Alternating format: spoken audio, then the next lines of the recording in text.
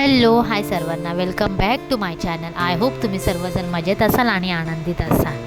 आज आम्ही गेलो होतो रक्षाबंधनच्या शॉपिंगसाठी. आता रक्षाबंधन हे 8 ते 10 दिवसावर आलेलं आहे. सिद्धार्थ घरी होता आणि परी मात्र घरी होती. परीची मम्मी आणि सिद्धार्थ ही तिघंजण घरी होते आणि मी संध्या, आई, कू आणि पिऊ आम्ही असे जण निघालो होतो. मग काय, मैदानातूनच रिक्षा धरली होती. जवळ होतं मार्केट, पण तरी पण म्हटलं की चला रिक्षाने जाऊया. लहान मुलं सोबत असले की मात्र रिक्षा करावीच लागते. मग मस्तपैकी गेलो दुकानामध्ये. आम्हा सगळ्या बहिणींना कपडे घ्यायचे होते.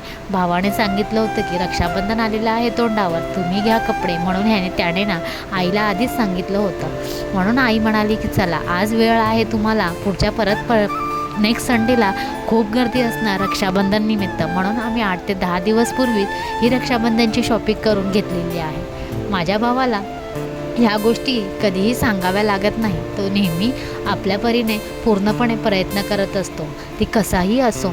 पण त्याला फक्त वेळ असतं की माझ्या बहिणींना काही कमी पडलं नाही पाहिजे. त्याच्यामुळे आम्ही सगळ्यांनी मस्तपैकी कपडे घेत होतो. प्रत्येकाला म्हणजे आम्हाला दोघींना चॉईस करायचे होते कपडे, प्रत्येकाचे कपडे. म्हणून ताईला असा व्हिडिओ कॉल करून दाखवत होतं की ताई तुला कोणता कलर घ्यायचा. पण ताईने सांगितलं आईला जो कलर आवडेल तो तू घे.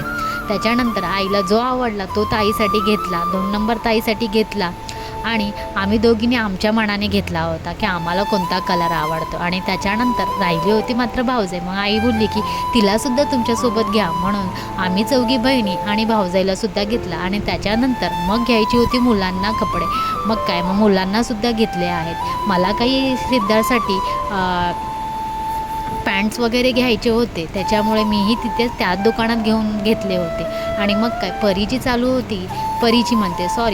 तिथे चालू होती मस्ती. मग काय, तिला अशी चिडवत मी मस्तपैकी माझी शॉपिंग एन्जॉय करत होती.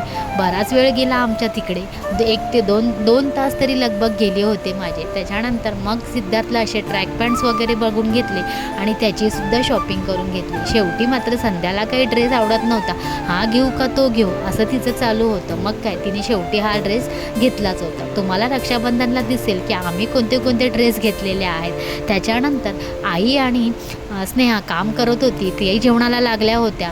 थोडा वेळ आल्यानंतर आम्ही आराम केला आणि त्याच्यानंतर मला निघायचं होतं घरी यायला, म्हणून आई आणि स्नेहा मात्र जेवणाला लागल्या होत्या. त्या लोकांची जेवणाची लगबग चालू होती. मग मी काय केलं, परीला घेतलं होतं आणि परीबरोबर असा टाईम स्पेंड करायला भेटणार नाही म्हणून तिला घेऊन मात्र मी गॅलरीत बसली होती. मुलांसोबत घालवलेला हा थोडासा वेळ कदाचित त्यांच्या दृष्टीने साधा असेल, पण माझ्यासाठी तो खूप मौल्यवान होता. मी काही नेहमी आईकडे जात नाही आणि परीबरोबर मला काही जास्त टाईम स्पेंड करायला भेटत नाही. त्याच्यामुळे परीला घेऊन मस्तपैकी मी गॅलरीत बसली होती. तिची मम्मी काम करत होती, तिच्या मम्मीला जेवणाचं काम लागलं होतं. त्याच्यामुळे मी तिला आज घेऊन बसली होती आणि तिला थोडाफार नंतर खाऊसुद्धा भरवला आणि मस्तपैकी तिच्याबरोबर मस्त टाईम स्पेंड करून आपला असा टाईमपास केला होता. मी आज काही जेवणाला काहीच एक मदत केली नव्हती. मी फक्त या मुलांबरोबर माझा वेळ घालवला होता. त्याच्यानंतर ह्यांच्याबरोबर वेळ घालवून झाल्यानंतर मग काय, अशा संध्याकाळ झाला होता. मग आई म्हणाली होती की तुम्ही जेवणच जा, पण 7:30 झाले होते, भूक काही लागली नव्हती. मग म्हटलं आईला की नको आई, तू फक्त आम्हाला ना असं बांधून दे. मग आईने आणि स्नेहाने मस्तपैकी असा टिफिन व्यवस्थित असा बांधून दिला होता. परीची तुम्ही बघू शकता की किती लगबग चालू आहे. तिला आता चालायला यायला लागलं तर तिला असं वाटते की ती फार मोठं काम करू शकते, म्हणून हे काढू का ते काढू अशी तिची लगबग नेहमी चालू असते. आणि मग तिला बघत मी मस्तपैकी माझा टाईम स्पेंड केलेला आहे. तिला आत जायचं होतं, पण ती आत गेल्यानंतर एवढा सामान ओढत बसते की तिला धरून ना एक माणूस असं थांबावंच लागतं. मग त्याच्यामुळे मी विचार केला की मी थांबते आणि आई आणि स्नेहा मात्र त्यांच्या कामाला लागल्या होत्या.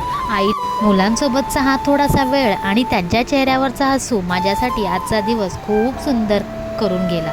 कारण शेवटी आयुष्य सुंदर बनवतं ते मोठ्या गोष्टींनी नाही, तर अशा छोट्या छोट्या क्षणांनी. आयुष्यात कितीही व्यस्त असलं तरी आपल्या माणसांसाठी वेळ काढायला हवा. कारण पैसा पुन्हा कमवता येतो, वस्तू पुन्हा घेता येतात, पण गेलेला वेळ पुन्हा कधी परत येत नाही. म्हणून मी मस्तपैकी माझे 2 दिवस माझ्या आईकडे घालवलेले आहेत आणि मी माझी 2 दिवसाची सुट्टी आईकडे माझ्या फॅमिलीबरोबर घालवलेली आहे, माझ्या मुलांबरोबर घालवलेली आहे. तुम्ही तुमची सुट्टी कशी घालवलेली आहे मला नक्की कमेंटमध्ये कमेंट करून सांगा. आणि तुमचे 2 दिवस कसे गेले तेही सुद्धा नक्की सांगा. तुम्ही काय एन्जॉय केला हेही सांगा. आणि त्याच्यानंतर मात्र तुम्ही परीची लगबग बघू शकता की आतून कोणतरी आवाज देते की काय असंही तिचं चालू असतं. आणि ती प्रत्येकाच्या आवाजाला बघत असते की कोण मला आवाज देते, कोण मला घेते की काय, असं तिची लगबग चालू असते. मी गॅलरीत बसली होती, तिला आज जायचं होतं मात्र 8 असं तुम्ही बघू शकता. त्याच्यानंतर आईला मात्र पाण्याची लगबग चालूच असते. आईला पाणी आणि भांडी हे खूपच 2-2 मिनटाला करायचं असतं. त्याच्यामुळे आई गेली होती पाणी भरायला आणि मी निघाली सर्वांना बाय करून माझ्या घरी. चला तर मी माझा व्हिडिओ इथेच एंड करते. पुन्हा भेटते एका छानशा व्हिडिओसोबत. तोवर तुमची स्वतःची काळजी घ्या. Take care friends and bye.